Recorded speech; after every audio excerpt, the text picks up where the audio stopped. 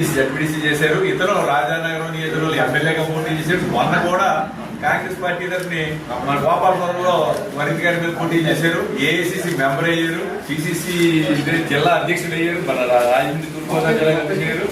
కానీ రాష్ట్రం విడిపోయిన తర్వాత నేను భారతీయ జనతా పార్టీలో వచ్చాను, ఈయనేమో జాతీయ పార్టీలో ఉన్నారు. కానీ స్నేహం ఎప్పటికీ పోదు, మేమంతా చిన్నప్పటి నుంచి స్నేహితులు.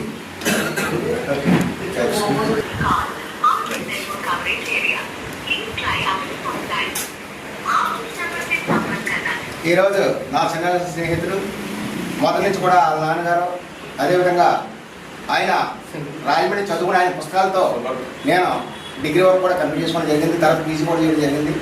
నాకు అనేక రకాలుగా ఇద్దరం కూడా కలిసిమెలిసి మరి మంచి స్నేహం చాలా సుదీర్ఘకాలం చిన్నప్పటి నుంచి ఎడ్యుకేషన్ నుంచి కూడా ఇంటర్మీడియట్ అదేవిధంగా ఈ రోజు వరకు కూడా కలిసి ఉన్నాం.